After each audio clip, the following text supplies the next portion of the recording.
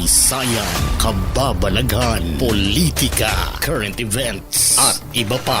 Huwag magpahuli, ating alamin. Tuklasin dito sa Historiador Filipino.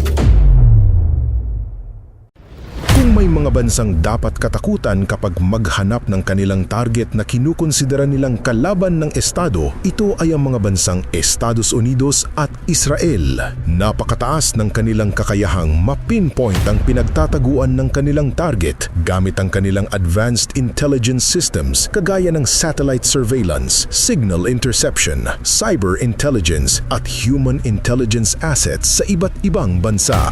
Bago pa magsimula ang nuclear negotiation ng Iran at Estados Unidos ay binalaanan na ni Donald Trump ang Iran na aatakihin niya ito sakaling mabigo ang negosasyon. It has always been the policy of the United States, in particular my administration, that this terrorist regime can never have a nuclear weapon. I'll say it again, they can never have a nuclear weapon. And we sought repeatedly to make a deal.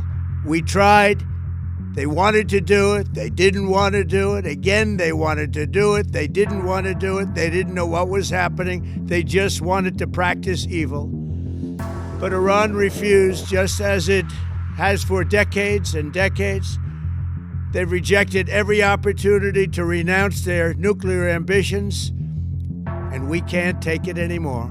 Instead, they attempted to rebuild their nuclear program and to continue developing long-range missiles that can now threaten our very good friends and allies in Europe, our troops stationed overseas, and could soon reach the American homeland.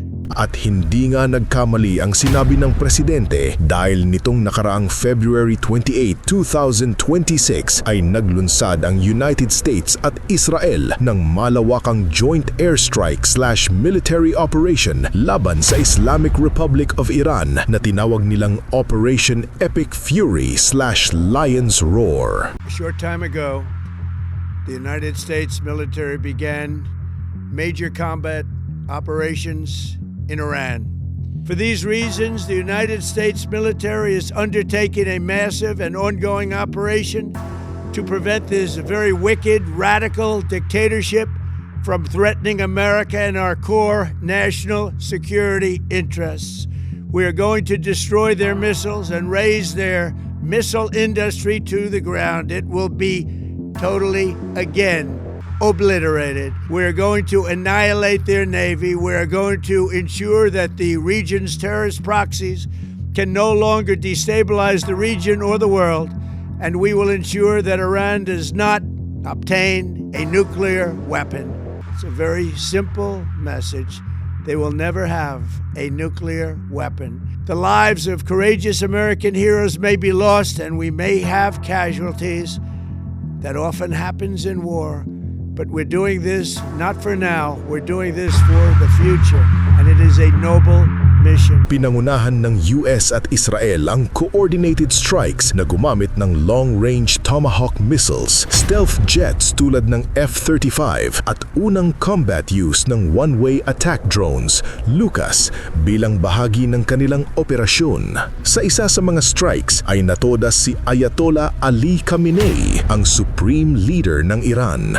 بعد از عمری مجاهدت حسینی و دائمی و خستگی ناپذیر روح بلند و ملکوتی کوه نستوه ولایت پدر مهربان امت رهبر و امام مسلمین حضرت آیت الله العظما سید علی حسینی خامنه‌ای در راه سربلندی حرم جمهوری اسلامی ایران شهد شعیب گوارای شهادت را نوشیدند و به ملکوت اعلی پیوستند. Siya ang pinakamakapangyarihang tao sa buong Iran pero walang pakialam ang Estados Unidos at Israel kung ano man siya sa kanilang bansa at talagang pinulbos nila ito sa kanyang compound sa Tehran. Ang Iran ay agad ring nag-retaliate sa pamamagitan ng paglunsad ng missiles at drone attacks laban sa mga lugar na mayroong US military assets at pati sa Israel pero kulang pa rin sila sa kagamitan para makipagsabayan sa sa malalakas na teknolohiya ng Estados Unidos at Israel. 40 days na pagdadalamhati ang inaasahang gagawin sa loob ng Iran sa pagkatodas ng kanilang leader at wala pang klaro kung sino ang susunod na papalit sa kanya. Pero sa oras na makontrolanan ng Estados Unidos at Israel ang military ng Iran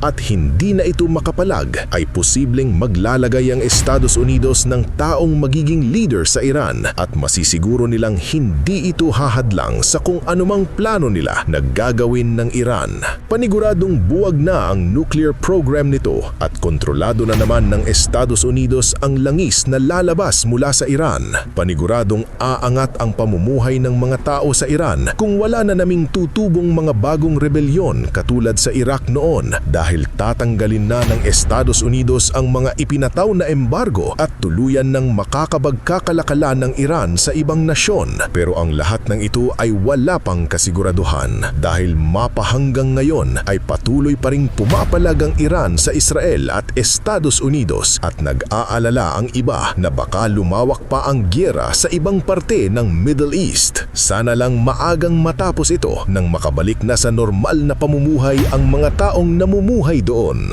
Madaling sabihin na nakahandang lumaban ng kahit na sino sa oras ng giyera, pero ang hindi pa nila alam ay kung gaano kahirap ang sitwasyon kapag apektado na ang buong bansa bunga ng tinatawag na giyera. Ikaw, nangangarap ka pa rin bang magtuloy na magkagiyera?